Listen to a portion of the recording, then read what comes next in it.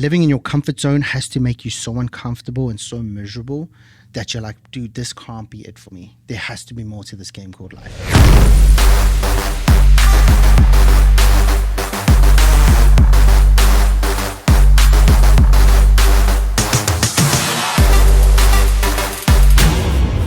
Yo, what's happening, guys? Welcome to the Battle Ready Show.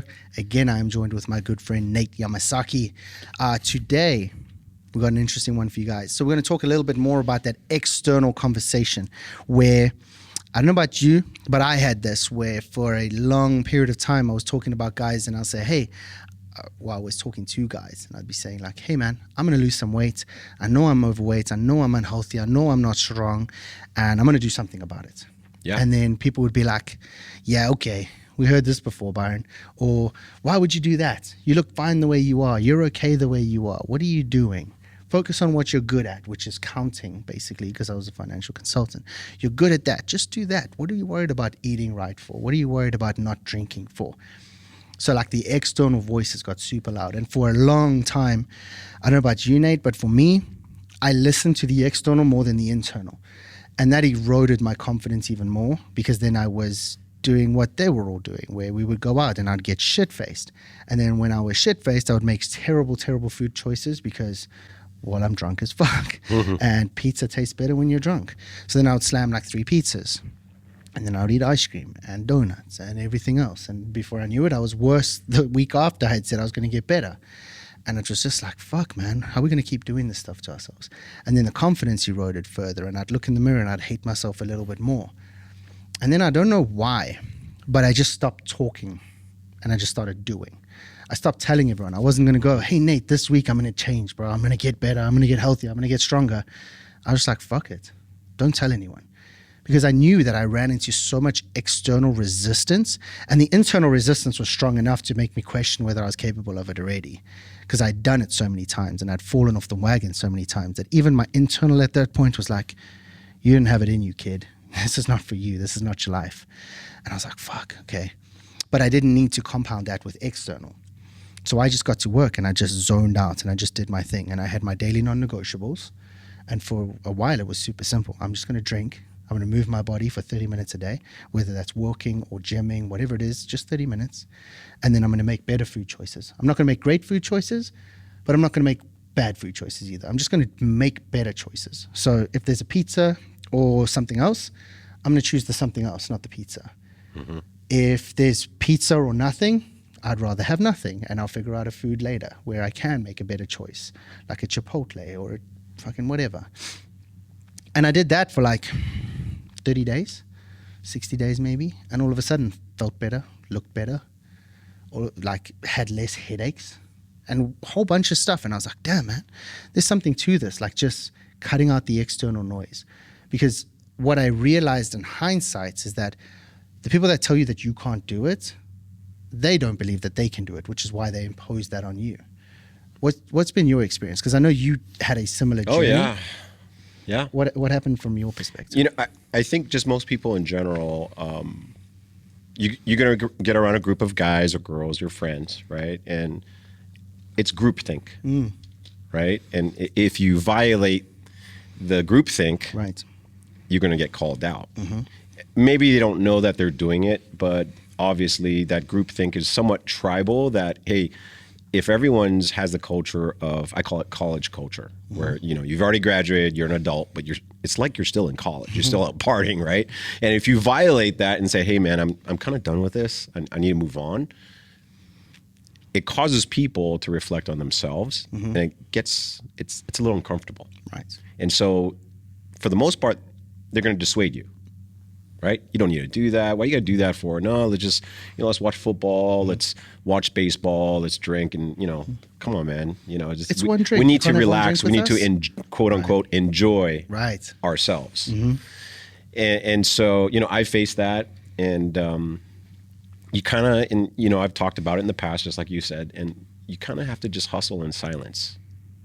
And that's what I did. It just slowly but surely started making changes. I stopped telling people about what I was doing because I'd get too much resistance, and just go do it. Mm-hmm. And slowly but surely you get better. And those more than likely those people aren't bad people. They just don't want to feel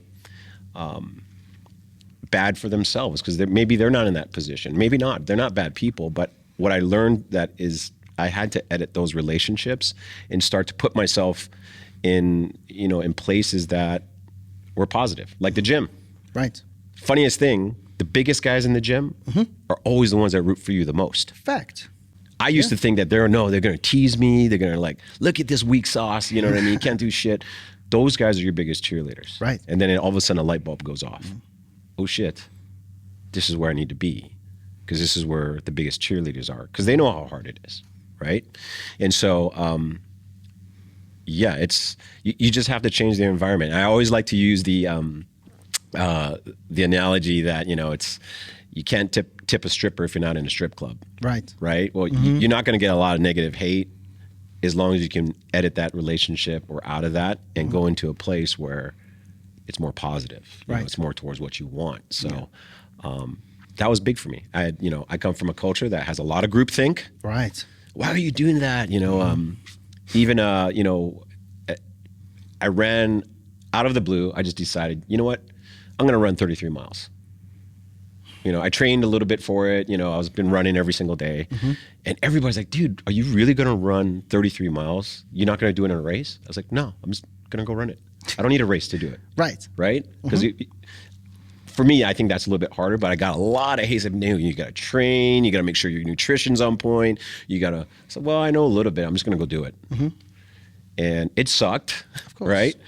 I definitely was cramping, but that's just a result of over the years, just trying to quietly go do my own thing and make things happen, edit relationships. And you just have to put all that and just silence it and just, create your own path.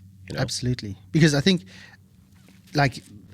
we're very similar in a lot of aspects, and the internal voice in your head is probably just as strong as mine when you're like, I'm going to run 33 miles. I bet there was enough going on internally to say like, you're fucking crazy. Oh yeah. You don't have it in you. You can't do this. And I don't think we're unique in that. I think most men have that internal voice, but we just choose not to listen to it.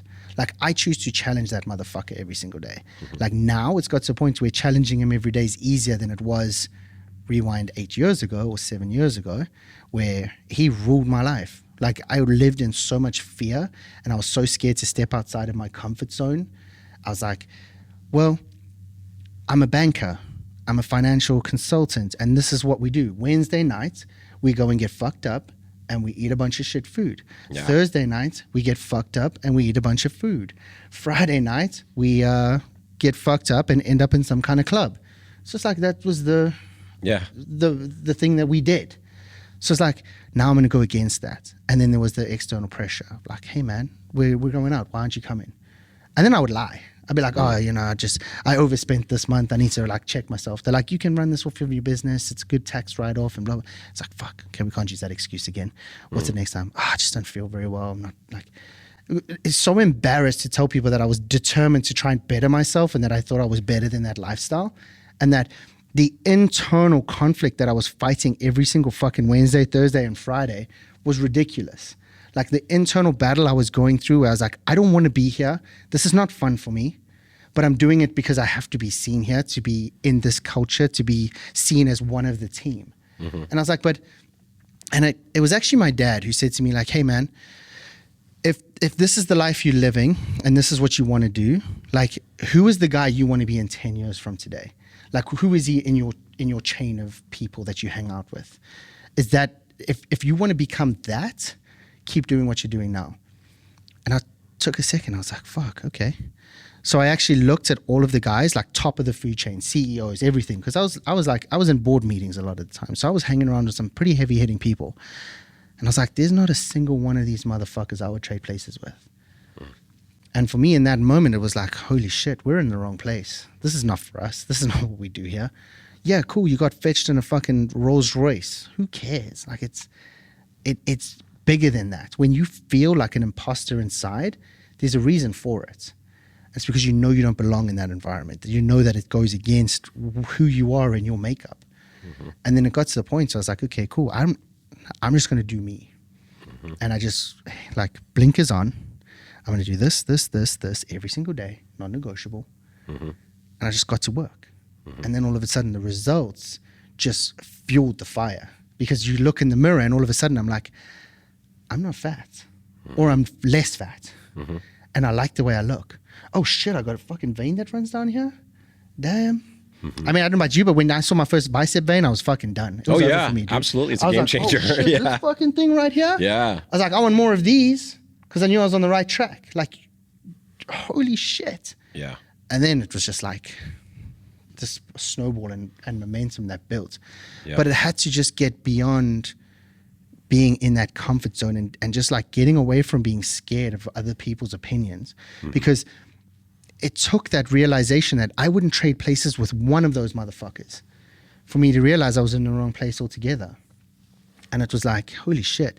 And my dad was hard on me as a kid. He was like, it was always like driving, like, hey man, you can do better. You should do better, da, da, da, da, da. And when he hit me with that, I was like, fuck, he's right. He's 100% right. Who do I want to be in 10 years? Which one of these guys? And when it was not a single one of them, I was like, fuck, Byron, what are we doing here? Why are we doing this shit? Like, what's plan B? I didn't have plan B at the time, but I was like, okay, cool. I know that this is not it anymore. So I'm going to dial in my nutrition. I'm going to dial in my health, my fitness, and everything else. Because at the time, also, I was pre-diabetic. I had fucking heart issues. They were going to put me on blood pressure medication. 26 years old. Who is on blood medication at fucking 26 years old? I've already had kidney failure. So it's like, you're a fucking walking disaster, kid. Sort your shit out. Yeah. And then you're doing shit on 3 days a week. So of a 7-day week, just shy of 50% of your week, you're a fucking idiot. Yeah. But you think this is living. It's fucking escaping, man. You hate yourself and you hate life so much that you have to escape 3 days a week by drinking yourself to the point where most times I didn't even remember how I got home or remember beyond like 11 o'clock at night. It's like, well, I woke up the next morning feeling like shit, fucking head's throbbing, and it's like, shit, dude, okay, well, we're going to do this again. So slam back some water, try and like recover somehow, get a shower, put on another suit. And then by about 4 o'clock in the afternoon, you're feeling semi-human again. And then you just fucking kill yourself again that night. Yeah. So stupid. Rinse and repeat. Yeah. And then on a Saturday, Sunday, Monday, Tuesday, I was consuming copious amounts of caffeine just to try and like function like a normal human being. And then when I would get home, I would hide behind a computer screen and game all day or all night. And then like, I'm like, bro, you're escaping everything. At no point do you like who you are and what you do, which is why you're hiding behind a computer screen gaming, which is why you're drinking yourself to a fucking stupor, eating like an asshole. Like, why don't you just like who you are and what you do and make some better choices? Yeah. And it takes not giving a fuck about the external, because they don't know what's best for me. I know what's best for me. It's in here. This tells you. If you're feeling anxious, depressed, whatever the case might be, if you're not feeling right inside and your headspace is all fucked up, it's because you're not living congruent to who you should be. And that's an oversimplification, I understand. But in my experience, when I was the most miserable, the most anxious, the most depressed, the most fucking borderline suicidal, it was because I was incongruent with who my internal self was saying, hey man, this is who you should be, and you're not doing it. Why? And I didn't have an answer for it. Yeah. Yeah. And I think, it hit me kind of like, the group think was, the way I felt was, it was robbing me from my potential. Because I felt like there was extra gears that I wanted to discover. Yeah. That I think I had, but the group think was kind of holding me back. Yeah, you're or stuck being in in neutral. this, right? I'm stuck, right? Because if I go out and do that, I get a little bit of shit from everybody. Hey man, why are you doing that? You know what I mean? But I was really curious to see, hey, I've unlocked this. What else am I capable of? And for men, really that comes down to fitness, right? Because 100%. we're very reptilian when it comes to fitness, right? That's why we respect superheroes when we're little kids. Why do we do that? Well, they represent strength, and they look like what we always wanted to be, right? So could I get into better shape? Could I run that 33 miles, or would I fall flat on my face? I don't know, but I want to find out. Right. Let's just find out. If I There's fall beauty flat, in the finding. right? And so I needed to discover these extra gears that may or may not exist in me. And if I fail, well, it's a lesson. I'll just figure it out and just move forward. But that couldn't exist if I listened to the critics, if I stayed within the groupthink. I had to kind of break free and get out of that, kind of do my own thing, and just be concerned about improving me. Right. And I think that's what makes what we do very special, because we're actually challenging guys to break out of the groupthink, to challenge yourself, find extra gears that you never knew you had, develop the skill sets, and then that spills over into, would you say, everything else? Absolutely. I mean, think about how many guys you have conversations with. Must be hundreds at this point, because it's hundreds for me, where guys are like, dude, I joined your program because I wanted abs. But now, like, my relationship with my wife is better. I have a better relationship with my kids. I function better at work. My business is crushing. Like, everything just gets better. And I'm like, you think? Yeah. Because you're disciplined, you're consistent. You do shit that most people don't want to do on a daily basis. You have the conversations most people won't have. Is it surprising that things are better, that you function better, that you're exuding off a different energy? Like, think about this for a second, right? You walk into a building and there's a jacked guy and there's, who cares how many, unfit, unhealthy guys. The shit hits the fan. Who's the person you thinking you have to kill first? It's always the jack guy. Yeah. Because he's got his shit together. Yeah. Why? It doesn't matter if he's run every compound steroid under the sun. I don't give a fuck. The guy still has to do the work to look the way he looks. He still has to be disciplined to look the way he looks. That makes him fucking dangerous. Yeah. And it's pre-wired in us to know that. So as soon as I see a jacked guy, I'm like, he's fucking on lock. He knows his shit. He's dialed in. He's consistent. And that's what I wanted. I wanted to be dialed in. I wanted to be consistent. I wanted to be disciplined, because I had none of that. And it showed up everywhere, mostly to me, because I made myself promises every single day, Nate. I was like, Byron, today we're going to do this. Today we're going to do that. Today we're going to be better. We're going to blah, blah, blah. And it's like fucking 9 p.m. came around and I was like reflecting on my day and I'm like, I'm a piece of shit. Yeah. I just lied I've to been myself all fucking day again. Yeah. How can you be confident and proud of who you are when you can't even keep your word to yourself? So inherently, I knew that. And I was like, dude, we have to fix this shit. We need to get disciplined, consistent, dial our shit together. How do we do that? Fitness every day of the week. Yeah. Like, dial in, control the controllables. Yep. What you put in your mouth, you control. I can decide whether to drink this or not. I can decide to trade that in for a Coca-Cola or not. It's like, that is fully in my control. So I just controlled the controllables. Shit started getting better. And I was like, fuck, I think clearer. I function better. All of a sudden, I didn't have to work 18 hours a day. I was working like fucking 12 hours a day and I was doing more than I ever did at 18-hour days because I was fucking efficient. Right. And I was productive, not busy. Right. It's a difference. And I was like, it took getting into better shape physically and then all of a sudden, like, mental capacity just sparked. But like, dude, these guys that kind of, and you have these conversations too, where guys are like, oh yeah, I don't need to get fit, man. I'm already successful. I'm like 60 pounds overweight, but I'm a millionaire or whatever. I'm like, you could be more successful. I said, I bet that discipline that got you to 60 pounds is showing up in other areas of your life. Absolutely. Either your relationships are not as good, your business is not as profitable as it could be, maybe your kids fucking hate you or don't even know who you are. But there's somewhere where that 60 pounds that you're carrying is showing up as well. Every time, without fail. And if guys are truly honest with themselves and they do what I said in one of our previous videos where I was like, stand in the fucking mirror and have a real hard conversation and real hard look at yourself, you know where that 60 pounds showed up. You knew where it showed up for you. Oh, yeah. I knew exactly where it showed up for me. In my consistency, in my discipline, in my conversations with myself, in my escaping every fucking day. Like, in my inability to have hard conversations with people that I should have like removed from my life literally 5 years before.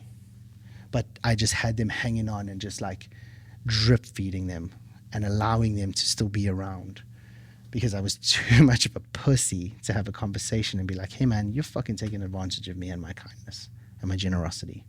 You need to fuck off now. Yeah. It's huge. Boundaries are huge. And, you know, it's connecting the dots, I think, was a big thing for me. You know, I never really connected the dots that, hey, listen, if I just could get myself in better shape, dial in my food, eat properly, that would make me trust myself more. And then everything else I did and touched would be for the better because I trusted myself now. And I start to do these hard events just because I want to find those extra gears. And I know I keep repeating it again, but most men don't know what they're capable of. because they're in this groupthink. Yeah. And they're so concerned about what everybody thinks that they actually never maximize their potential. Right? But once you start basically not giving a fuck about that, everything goes, oh shit, I ran, for 30 days straight. Oh shit, I ran for 60 days straight. Oh, I lifted for so many days straight. And next thing you just go, what else am I capable of? And now it becomes, I need to find my breaking point. Right? Let me find my breaking point. You said this. Oh my and God. let me find where that breaking point is, and then let me see if I can redo it and not break again. Right. Right? Exactly. So we were watching music videos last night. Scarlett loves to dance. So she stands in front of the TV and she does her like solo dancing now. And one of the music videos that came on was Creed 2, where he goes to the desert and he starts fucking like training in the desert. And I said to Hannah, I was like, I would fucking love that shit, dude. Where I like just get taken off grid for like a month, 2 months, 3 months, and just get the shit kicked out of me every single day. Like train like an animal, just push the absolute limits every single day, just to see how far I could go before I break. Right. She's like, what the fuck is wrong with you? I was like, I swear, I think it's just like ingrained in us and it's in our DNA. Like, I want to know what I am capable of before I truly break. Not where I think I can break, but where I actually fucking break. Yeah. That's the reason I did the project. I wanted to know, can I be broken in 75 hours? Right. Turns out we couldn't. No. We graduated. Yeah. Cool. Good for us. But now we're looking for that next thing. You ran 1,000 and something days because you were like, can 1,000 days of running break me? Yeah. No, it couldn't. It got so easy for you, you started running fucking ultra marathons. Yeah. Like, that's how fucking crazy we are. But how many sad motherfuckers are sitting on the sofa every day and they break from a Snickers bar or a Coca-Cola? Yeah. That's their fucking breaking point? Really? Like, we transcended this. We got to a point where we're like, I will not be controlled by that, an inanimate object. That I feel is where you need to get to. And you will never get there by worrying about what other people think. Never. Or worrying about whether your mom agrees with what you're doing, or your dad, or your cousin, or your uncle. I've got family members that haven't spoken to me for a decade. Zero fucks. Zero fucks. What are you going to do? Right. It's just what it is. Yeah, don't talk to me. Don't be involved in my life. They didn't even fucking give me a call or send me a text when Scarlett was born. Cool. Don't worry about it. It's okay. I'm on a different fucking path completely. Your opinion hasn't mattered to me for a decade. Too many people worry about too many things, which is why they fucking hold back on Instagram as well. And it's like, oh, I couldn't possibly share this photo of me at an angle where I'm not quite leaned out. Dude, I post up my fucking progress pictures every day. 3 days ago, I had this fucking quad thing is nasty. Yeah. But I'm like fucking feverish and sweating and dying. My progress picture made me look 20 pounds more than I was. Like zero fucking abs. And I was like, fuck it. I don't care. Yeah. Got so much shit talk on the internet. Bring it. Say what you're going to say. But I know that in 3 days I'll have abs again. You're still fucking fat, bro. And So all you the can shit talkers, talk. all the shit talkers are not getting after it, right? Again, because you never get hate from above. All the guys, they're all going to give you love. Everyone who's doing awesome and just trying to get better, the message is always love. The loudest guys are in the fucking top of the stadium, bro. Cheap seats. Cheapest Yeah. seats. Yeah. Right, so put a bow on this and wrap it up, Nate. Close us out, bro. Yeah, all this is about just finding your potential, man. Find your potential, find those extra gears, and you might be shocked what you'll find, like what you're actually capable of, not just this small little pod of what you're doing. Oh, 100%, man. And I couldn't agree with you more. It gets to a point where living in your comfort zone has to make you so uncomfortable and so miserable that you're like, dude, this can't be it for me. There has to be more to this game called life because this is too easy. Anytime things get too easy for me, I have to do something crazy. Yeah. I have to get out of my own way. I literally, Hannah's mom yesterday said to me, I'm worried about you. I said, you only need to worry about me when I start worrying about me. That's when shit gets serious. Like if I'm worried about me, you should definitely be worried about me. Until I'm worried, please don't worry about it. We're good. I promise you I have this shit under control. I have it on lock. So that's going to be the case at all times. It's a case of like, if shit gets too comfortable, it's too easy, get the fuck out of your own way, do something hard, test yourself, push those limits, and ultimately see what you're capable of. Because like you keep saying, there's gears in this game. And Right. most guys are stuck in first or second gear. Bro, you've got another 18 gears to go. Like run them. Anyway, guys, that about sums up what we had to tell you today. do not listen to the external. The external is noise. Be driven internally. We talk about internal motivation a lot on the Battle Ready program. I hope you guys liked that video. Please like, subscribe, share, and we'll see you next time. Cheers for now.